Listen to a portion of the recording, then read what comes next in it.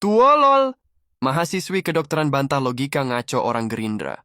Siswa naik perahu ke sekolah solusinya MBG. Mas, mohon maaf saya mau cerita sedikit. Singkat, Bang. Ke adik-adik mahasiswa. Mungkin beliau karena tinggal di kota ya. Kami yang tinggal di kampung Sulawesi Tenggara sana, di pulau sana, bayangkan adik-adik kita berangkat ke sekolah menggunakan perahu. Tanpa mereka makan, mereka sampai di sekolah dalam kondisi perut lapar. Mana mungkin mereka bisa belajar dengan baik? Mana mungkin mereka bisa konsentrasi di sekolah kalau berangkat ke sekolah dalam kondisi lapar? Mungkin iya bagi orang-orang kota, tapi bagi kami orang-orang yang di kampung, yang di pelosok sana, sangat membutuhkan program MBG ini. Karena tidak pernah ada dalam sejarah anak-anak kita diberi makan, ya. Misalnya kita lihat ya di daerah-daerah pelosok banyak sekali ya anak-anak kita yang tidak mampu. Belum lagi kita bicara baru satu program ya, kita bicara MBG. Oke, kita spesifik di MBG dulu. Saya minta tanggapan Fatima dulu. Saya rasa tadi sudah bahkan disebutkan ya bahwa ada sesuatu yang lebih genting sebetulnya dari mengisi perut lapar, yaitu bagaimana anak-anak di daerah yang akses pada sekolahnya itu masih terhambat gitu.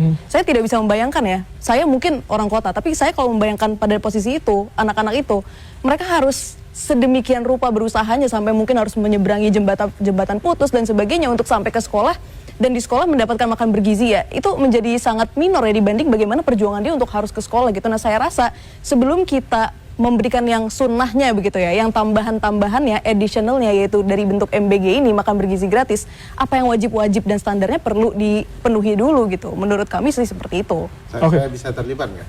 Oke, silakan Bang Ferry. Beberapa isu yang menurut saya tidak tepat disampaikan Bang Bandong ya. Satu, pertama, ini fokus ke daerah-daerah. Ini tidak fokus ke daerah-daerah programnya. Bahkan sebarannya banyak di kota-kota. Itu fakta datanya. Kedua, fakta juga Bang, bahwa problematika terbesar MBG ada di kepalanya. Sudah ditangkap kemarin.